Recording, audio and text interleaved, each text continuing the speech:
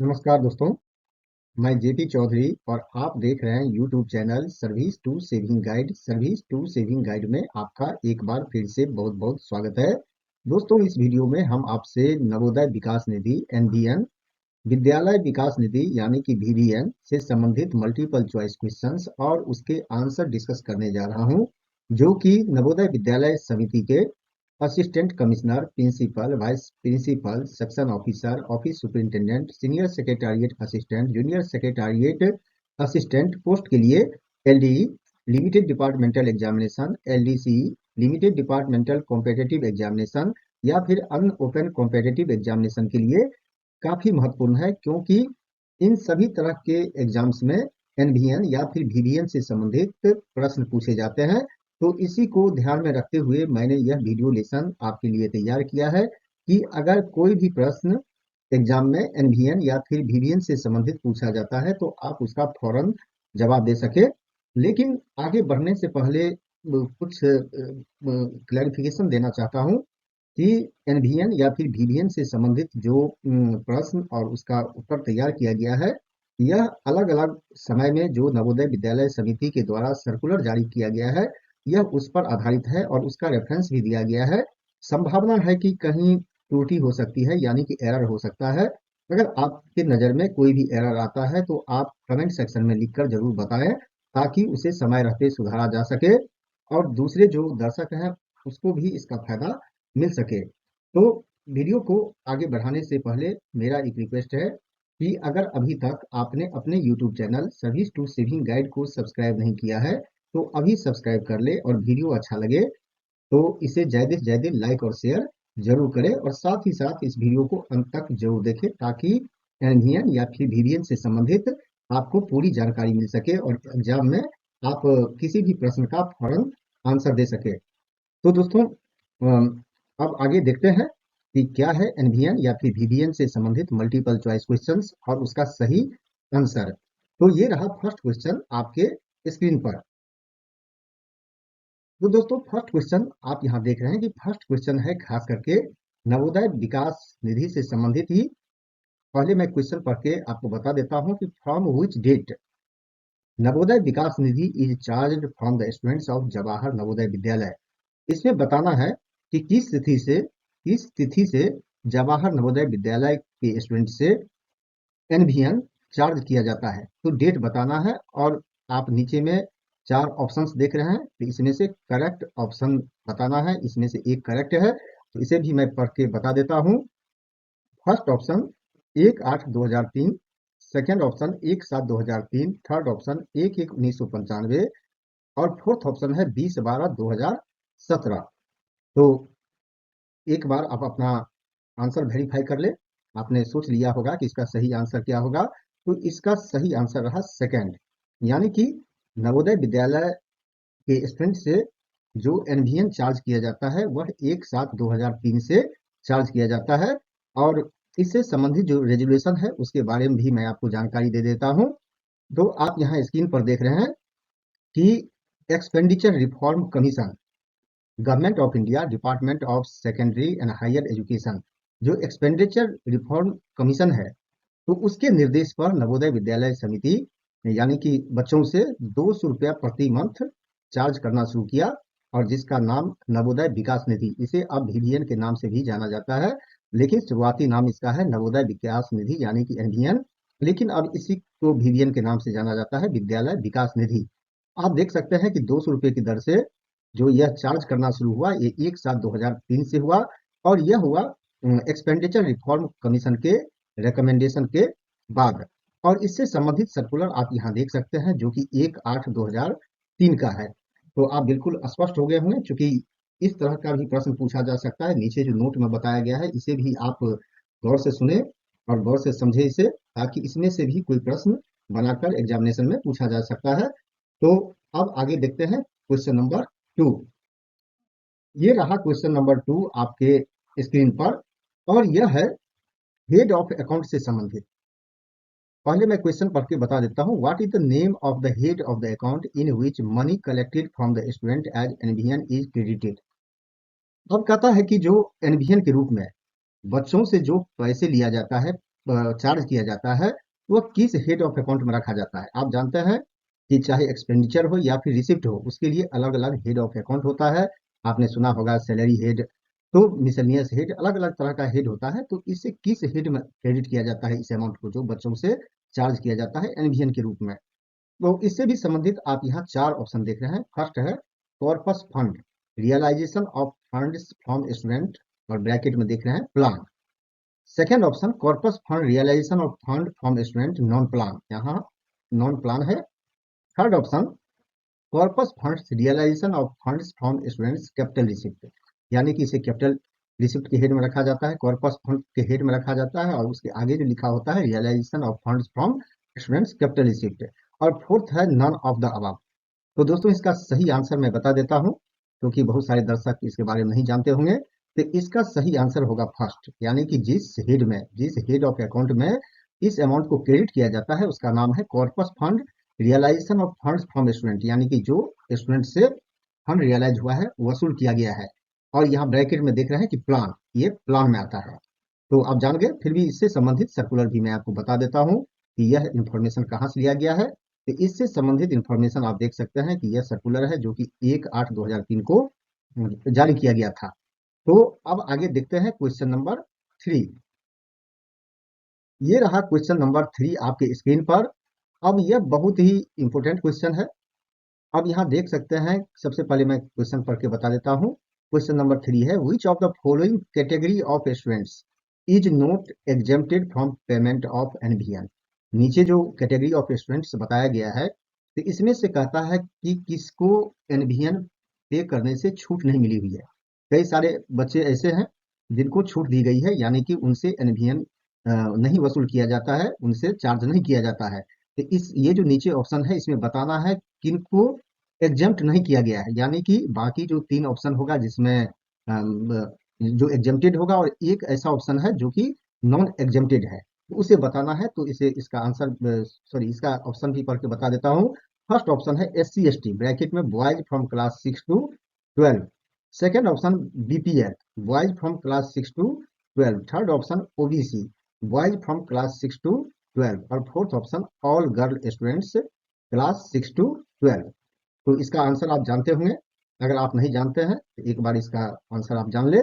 इसका सही आंसर होगा थर्ड, यानी कि SC/ST, BPL और ऑल गर्ल स्टूडेंट को छूट मिला हुआ है, यानी कि किसी भी क्लास में इससे, यानी कि क्लास 6 से लेकर 12 तक किसी भी क्लास में एनवीएन चार्ज नहीं किया जाता है। ये सब एग्जेम्प्टेड कैटेगरी में आता है जिसे छूट दी गई है। लेकिन ओबीसी जो है, तो ओबीसी कैटेगरी जो बॉयज होते हैं उनको सिर्फ क्लास 8 तक छूट मिली हुई है, लेकिन क्लास 9 से लेकर 12 तक उनसे एनवीएन चार्ज किया जाता है। अब इससे संबंधित कुछ और इन्फॉर्मेशन बता देता हूँ, ताकि इससे भी अगर कोई प्रश्न पूछे तो आप उसका इमीडिएट आंसर दे सके। यहाँ आप देख सकते हैं कि सभी स्टूडेंट को, ऑल स्टूडेंट, जो भी स्टूडेंट है जवाहर नवोदय विद्यालय में, क्लास 6 से 8 तक छूट मिली हुई है, यहाँ तक एनवीएन चार्ज नहीं किया जाता। अब 9 से 12 तक में SC/ST, BPL, all girl student को छूट मिली हुई है क्लास 6 से 12 तक, यानी कि इसमें इनसे किसी भी क्लास में एनवीएम चार्ज नहीं किया जाता। और इससे संबंधित सर्कुलर भी आप यहाँ रेफरेंस के रूप में देख सकते हैं। अब बात आती है BPL के लिए। इससे संबंध में एक क्वेश्चन पूछ सकता है कि सर्टिफिकेट जो है वह किससे होना चाहिए, किसके द्वारा जारी होना चाहिए उस सर्टिफिकेट BPL कैटेगरी का। तो यहाँ आप देख सकते हैं कि इसके लिए जो सर्टिफिकेट बीपीएल कैटेगरी के कैंडिडेट को देना होता है वह डिस्ट्रिक्ट मजिस्ट्रेट से, या उनके द्वारा, अगर कोई ऑफिसर ऑथराइज किया गया है उनके द्वारा होना चाहिए, या फिर उनके नॉमिनी के द्वारा जारी किया होना चाहिए। और इससे संबंधित भी यहाँ पर आप सर्कुलर का रेफरेंस देख सकते हैं। तो अब इसके बारे में आपको पूरी जानकारी मिल गई होगी। अब देखते हैं क्वेश्चन नंबर 4। ये रहा क्वेश्चन नंबर 4 आपके स्क्रीन पर, और यह है एनवीएन फंड को खर्च करने के संबंध में। तो सबसे पहले मैं क्वेश्चन पढ़ के बता देता हूँ। Which of the following is not a member of the committee constituted at Vidyalaya level for utilising the VVN, Vidyalaya विकास निधि। कहता है कि नीचे जो दिया गया है, डेजिग्नेशन दिया गया है, तो कहता है कि विद्यालय लेवल पर जो कमिटी बनाई जाती है VVN को खर्च करने के लिए, यूटिलाइज करने के लिए, यानी कि विद्यालय विकास निधि के हेड में जो पैसा होता है, फंड में पैसा होता है, तो उसके लिए विद्यालय लेवल पर एक कमिटी बनाया जाता है। और वही कमेटी के रिकमेंडेशन के आधार पर उस पैसे को खर्च किया जाता है। तो नीचे जो नाम दिया गया है, सॉरी यानी कि डेजिग्नेशन दिया गया है, तो इसमें से कौन उस कमेटी का मेंबर नहीं होता है। अब इसके लिए चार ऑप्शन दिया गया है: first principle, second PGT, third creative teacher, fourth JSA. तो जान लेते हैं इसका सही आंसर क्या होगा। इसका सही आंसर होगा फोर्थ, यानी कि प्रिंसिपल होता है, एक पीजीटी भी होता है, एक क्रिएटिव टीचर भी होता है, लेकिन जेएसए इसका मेंबर नहीं होता। तो अब इससे संबंधित जो कमिटी है उसके बारे में आपको पूरी जानकारी दे देता हूं यहाँ पर, ताकि अगर कोई प्रश्न इससे संबंधित पूछता है तो आप उसका सही आंसर दे सकते हैं। यहाँ आप देख सकते हैं कि इसका फर्स्ट मेंबर जो होता है, 6 मेंबर होता है। प्रिंसिपल चेयरमैन उस कमेटी का होता है। Vice principal senior most teacher जो है ये मेंबर सेक्रेटरी होता है उस कमेटी का, इसे ध्यान रखिएगा। एक पीजीटी होता है जो मेंबर होता है, एक टीजीटी भी इसका मेंबर होता है, एक क्रिएटिव टीचर भी इसका मेंबर होता है, और ऑफिस सुपरिंटेंडेंट या फिर उसके एब्सेंस में एसएसए यानी कि सीनियर सेक्रेटरिएट असिस्टेंट इसका मेंबर होता है। और इससे संबंधित सर्कुलर देख सकते हैं जो कि 11/12/2023 का है। तो अब आप इस कमेटी के बारे में जान लिए, तो अब देखते हैं अगला क्वेश्चन, यानी कि नेक्स्ट क्वेश्चन, क्वेश्चन नंबर 5। ये रहा क्वेश्चन नंबर 5 आपके स्क्रीन पर। यह भी काफी ट्रिकी क्वेश्चन है। अब क्वेश्चन नंबर 5 को सबसे पहले मैं आपको पढ़ के बता देता हूँ। Two wards of teaching and non teaching staff are exempted from NVN if they join JNV.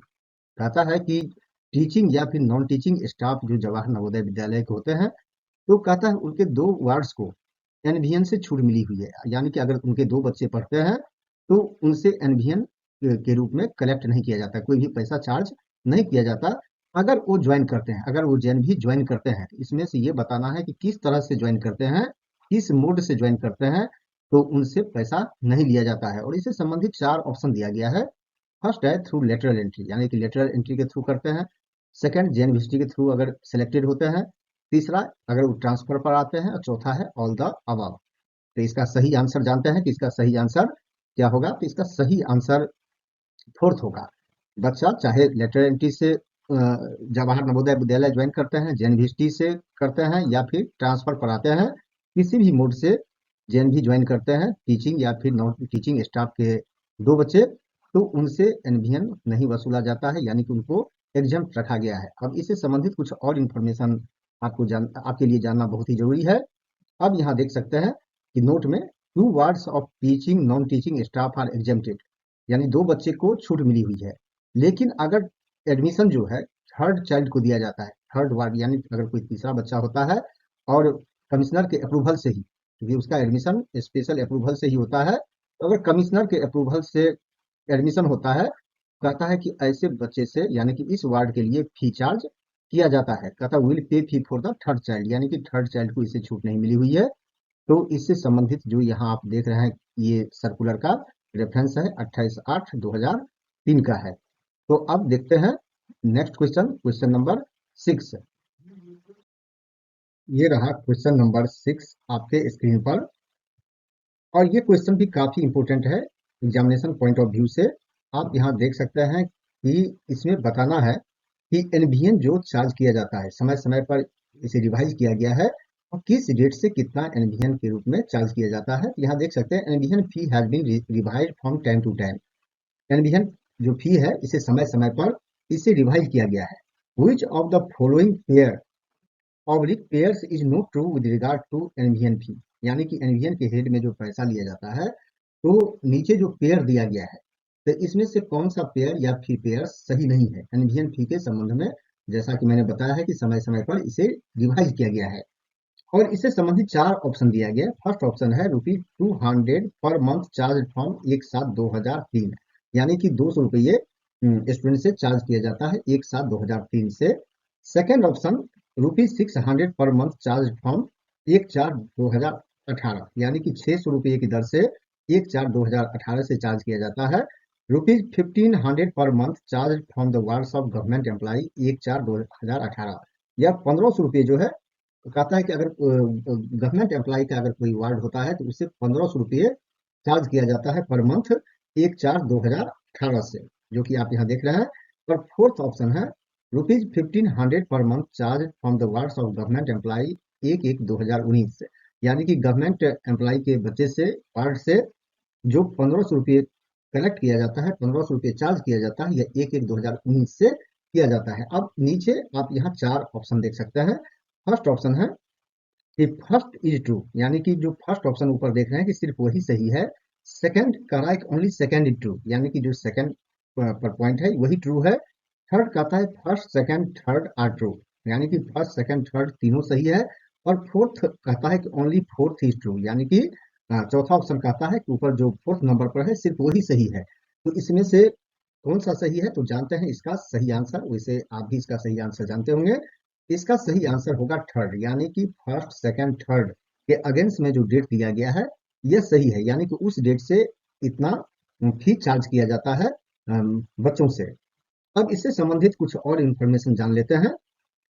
यहाँ देखते हैं कि 200 रुपये जो चार्ज किया जाता है, यानी कि 200 रुपये जो चार्ज किया जाता है, तो इसमें मैं बात कर रहा हूँ कि जो एग्जेम्प्टेड कैटेगरी के अलावा जो एग्जेम्प्टेड कैटेगरी है उनसे कोई भी चार्ज नहीं किया जाता है। यानी कि जिन बच्चों से चार्ज किया जाता है, जिनको एग्जेम्प्ट नहीं रखा गया है, तो उनसे 200 रुपये 1/8/2003 से चार्ज किया जाता है। और 600 रुपये उन्हीं बच्चों से जो है 20/12/2017 का सर्कुलर है।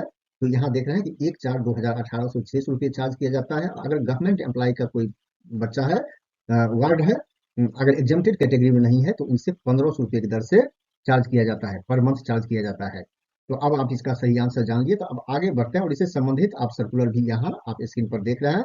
इन सर्कुलर को जरूर देखें ज्यादा जानकारी के लिए। तो अब आगे बढ़ते हैं और देखते हैं क्वेश्चन नंबर 7। ये रहा क्वेश्चन नंबर 7 आपके स्क्रीन पर। Which of the following category of candidates can claim exemption from payment of NVN? नीचे जो 4 ऑप्शन दिया गया है, तो इसमें से ये बताना है कि इनमें से किस कैटेगरी के कैंडिडेट को एनवीएन से छूट मिली हुई है, यानी कि एग्जम्पशन मिला हुआ है। और इससे संबंधित 4 ऑप्शन भी दिया गया है। पीएच यानी कि physically handicap all boys only girls from 6 to 12, यानी कि 6 से क्लास 12 तक छूट मिली हुई है। जनरल बॉयज 6 to 12, यानी कि जनरल बॉयज को भी छूट मिली हुई है 6 से 12 तक। ओबीसी बॉयज 6 to 12, यानी कि ओबीसी कैटेगरी का अगर कोई बॉय होता है तो उसको भी छूट मिली हुई है क्लास 6 से 12 तक। और फोर्थ ऑप्शन कहता है कि ऑल द अबव, यानी कि सभी को मिली हुई है। तो इसका सही आंसर देखते हैं। और यह अपने आप में ही एक इम्पोर्टेंट क्वेश्चन है। और इसका सही आंसर होगा फर्स्ट, यानी कि बाद में सर्कुलर जारी किया गया जिसके तहत पीएच कैटेगरी के कैंडिडेट को भी एनवीएन से एग्जामेशन मिला हुआ है, छूट मिली हुई है, यानी कि इन बच्चों से एनवीएन के रूप में चार्ज नहीं किया जाता। अब इससे संबंधित मैं सर्कुलर और कुछ और इन्फॉर्मेशन आपको बता देता हूँ। तो आप यहाँ स्क्रीन पर देख रहे हैं नोट में कि डिसेबल कैटेगरी के जो कैंडिडेट है उनको एनवीएन से छूट दी गई है। और यह छूट इसलिए दी गई है कि सेक्शन 26A जो है person with disabilities equal opportunity protection of rights and full participation act 1995, जिसमें यह प्रोविजन किया गया है कि जो बच्चे हैं अगर डिसेबल्ड कैटेगरी के हैं तो 18 वर्ष की एज तक उसे फ्री एक्सेस मिलेगा एजुकेशन का, यानी कि उनसे कोई भी फी चार्ज नहीं किया जाएगा। तो इसी को ध्यान में रखते हुए नवोदय विद्यालय समिति ने भी 25/3/2004 को यह सर्कुलर जारी किया और इसके तहत पीएच कैटेगरी के कैंडिडेट को भी एनवीएन पेमेंट से एग्जम्प्ट किया गया, यानी कि इससे भी छूट दी गई। और इससे संबंधित सर्कुलर आप यहाँ स्क्रीन पर देख रहे हैं। और ज्यादा जानकारी के लिए इस सर्कुलर को भी आप देख सकते हैं। तो अब आगे बढ़ते हैं और देखते हैं अगला क्वेश्चन, यानी कि क्वेश्चन नंबर 8। ये रहा क्वेश्चन नंबर 8 आपके स्क्रीन पर। अब ये क्वेश्चन है खास करके 1500 रुपये से संबंधित। ये बहुत ही ट्रिकी क्वेश्चन है और उलझा हुआ है और कई सारे लोग इसे कंफ्यूज करते हैं, इसीलिए मैं इसे क्लैरिफाई करना चाहता हूँ और आप इसे गौर से सुने। Which of the following option is not correct? और यहाँ बताना है not correct regarding charging of NVN in respect of wards of government employees other than exempted category. कहता है कि एग्जेम्प्टेड कैटेगरी को छोड़कर गवर्नमेंट एम्प्लॉय के वार्ड से जो एनवीएन चार्ज किया जाता है, तो उसके संबंध में इसमें से कौन सा ऑप्शन सही नहीं है। नीचे 4 ऑप्शंस आप देख रहे हैं, विकल्प देख रहे हैं। तो सबसे पहले इन ऑप्शंस को देख लेते हैं। VVN is charge at the rate of ₹1500 per month. VVN जो है 1500 रुपये की दर से चार्ज किया जाता है, यानी कि गवर्नमेंट एम्प्लॉय की वार्ड्स होता है तो उसके संबंध में ये बताया जा रहा है एग्जेम्प्टेड कैटेगरी को छोड़कर, यानी कि जो एग्जेम्प्टेड है उसके अलावा। ऑप्शन सेकंड ₹1500 पर मंथ और actual CA received by parents from their organization per month whichever is less, यानी कहता है कि गवर्नमेंट एम्प्लॉय का अगर कोई बच्चा है तो उनसे 1500 रुपये चार्ज किया जाता है, या फिर जो एक्चुअल सीए उनके डिपार्टमेंट से मिलता है, तो दोनों में से जो भी कम हो, या 1500 कम हो या जो एक्चुअल उनको मिलता है वो कम हो, तो उतना चार्ज किया जाता है। थर्ड है certificate from employer if CA received from their organization is less than 1500 per month. कहता है कि अगर जो गवर्नमेंट एम्प्लॉई है, अगर उनको 1500 रुपये से कम मिलता है सीए के रूप में, तो इसके लिए अपने ऑर्गेनाइजेशन से एक सर्टिफिकेट देना होता है कि उनको जो सीए वहां मिल रहा है वह 1500 से कम है। और फोर्थ ऑप्शन है VVN shall not be less than 600 per month for all category of student. कहता है किसी कैटेगरी के स्टूडेंट के लिए, ऑल कैटेगरी का मतलब है जो एग्जेम्प्टेड कैटेगरी है, जैसा कि आप हाँ क्वेश्चन में ही ऊपर देख रहे हैं, कि उसको छोड़कर बाकी जितने कैटेगरी के स्टूडेंट हैं, तो कम से कम 600 रुपया उनको वीवीएन के रूप में, एनवीएन के रूप में देना होता है, इससे कम चार्ज नहीं किया जाएगा। तो आपने देख लिया, तो अब यहाँ इससे संबंधित इसका जो सही आंसर है, इसका सही आंसर है फोर्थ, यानी कि चौथा ऑप्शन गलत है, बाकी तीन सही है। अब इससे संबंधित कुछ और इंफॉर्मेशन जान लेते हैं दोस्तों। यहाँ थोड़ा क्लियर होना जरूरी है कि जो 1500 रुपये की बात है, इसकी वसूली की जाती है अगर जनरल या फिर ओबीसी बॉयज जो होते हैं क्लास 9 से 12 तक, अगर इनके पेरेंट्स गवर्नमेंट एम्प्लॉय होता है, उन पर ये 1500 लागू होता है। या अगर थर्ड चाइल्ड होता है स्टाफ वार्ड, यानी जैसे कि पहले बताया है कि थर्ड चाइल्ड को छूट नहीं मिली हुई है, उनसे एनवीएन वसूल किया जाता है स्टाफ वार्ड से, तो उनसे भी 9 से 12 तक में चार्ज किया जाता है। अगर थर्ड चाइल्ड है तो 1500 रुपये की दर से किया जाता है। लेकिन उनके ऑर्गेनाइजेशन में अगर सीए नहीं भी हो, तो कम से कम उनसे 600 रुपये चार्ज किया जाता है। तो यहाँ क्लियर हो जाइए कि एग्जेम्प्टेड कैटेगरी से वसूल नहीं किया जाता है, जिसमें आपने देखा है कि एससी कैटेगरी, एसटी कैटेगरी, उसके अलावा आता है वहां पर बीपीएल, पीएच यानी कि physically handicapped, all girl student और स्टाफ वार्ड, इनसे किसी भी क्लास में एनवीएन चार्ज नहीं किया जाता। एनवीएन जो चार्ज किया जाता है फिर जनरल या ओबीसी कैटेगरी के बॉयज से किया जाता है, वो भी क्लास 9 से 12 तक।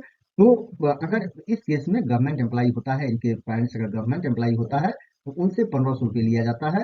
अगर 1500 रुपये से कम मिलता है तो उतना सीए के रूप में लिया जाता है, लेकिन 600 से कम किसी से भी चार्ज नहीं किया जाता है, यानी कि जो एग्जेम्प्टेड नहीं है, जिनसे चार्ज किया जाता है तो कम से कम उनको 600 रुपया उनसे चार्ज किया जाएगा। और इससे संबंधित सर्कुलर आप यहाँ देख सकते हैं कि 23/5/2019 का क्लैरिफिकेशन है, जो कि नवोदय विद्यालय समिति ने जारी किया है। तो आप ज्यादा जानकारी के लिए इस सर्कुलर को भी देख सकते हैं। तो अब देखते हैं नेक्स्ट क्वेश्चन। आप यहाँ क्लियर हो गए कि सिर्फ नॉन एग्जेम्प्टेड कैटेगरी से ही 1500 रुपये चार्ज किया जाता है, या तीन जो कंडीशन यहाँ फर्स्ट सेकंड थर्ड देख रहे हैं, इसे बार बार रिपीट कर रहा हूँ क्योंकि इसे याद कर लीजिए, उन्हीं से किया जाता है। एग्जेम्प्टेड कैटेगरी के पेरेंट्स से यह चार्ज नहीं किया जाता है। और इसे संबंधित एक्सप्लेनेशन और सर्कुलर का रेफरेंस भी नीचे दिया गया है, आप ज्यादा जानकारी के लिए इसे भी देख सकते हैं। तो अब आगे देखते हैं नेक्स्ट क्वेश्चन, क्वेश्चन नंबर 9। ये रहा क्वेश्चन नंबर 9 आपके स्क्रीन पर।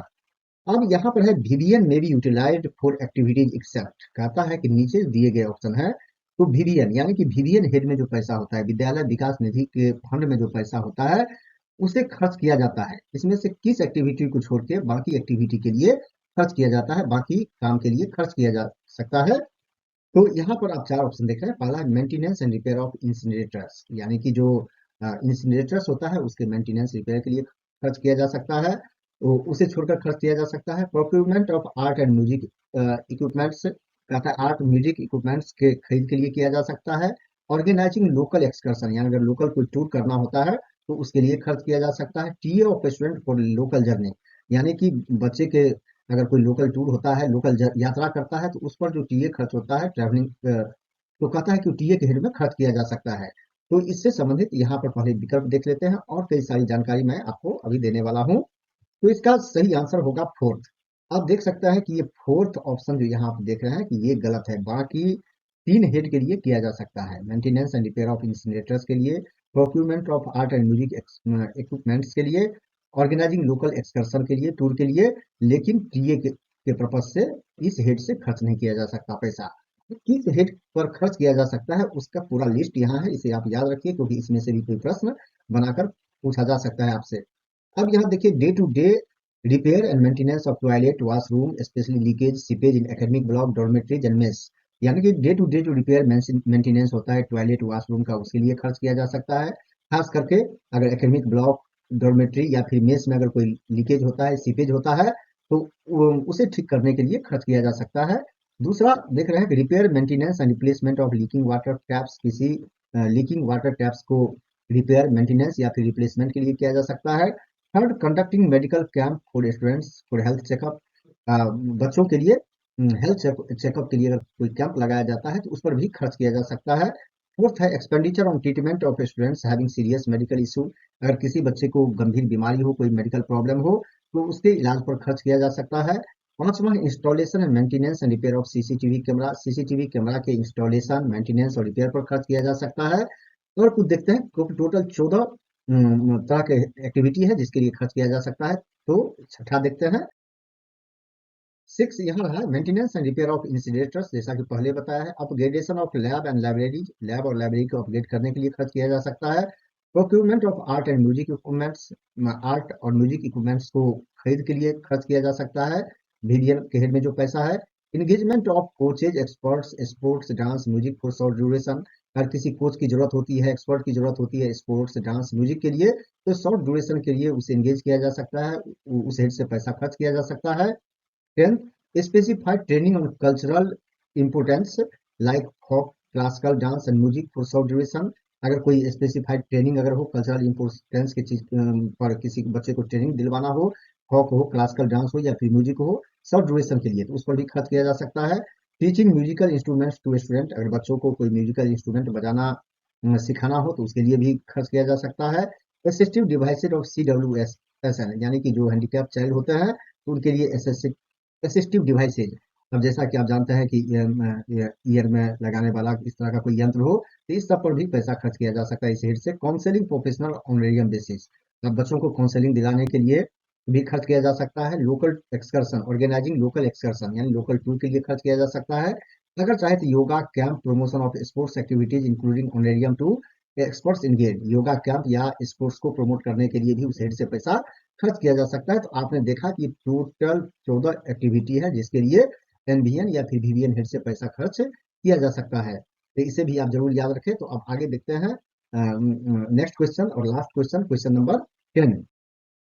ये रहा क्वेश्चन नंबर 10 आपके स्क्रीन पर। How much amount principal can spend for each of the activities in an academic year on the recommendation of the committee, committee के बारे में पहले ही बता दिया है। तो कहता है कि उसके कमिटी के रिकमेंडेशन के आधार पर प्रिंसिपल किसी एक हेड में, ईच ऑफ द एक्टिविटी, जो 14 एक्टिविटी का नाम बताया गया है, तो उसमें एक एक्टिविटी के लिए कितना खर्च कर सकता है। देखो 14 तरह का वहां पर एक्टिविटी बताया गया है, अगर किसी एक एक्टिविटी पर खर्च करना चाहे तो कमिटी के रिकमेंडेशन के आधार पर प्रिंसिपल कितना अमाउंट खर्च कर सकता है।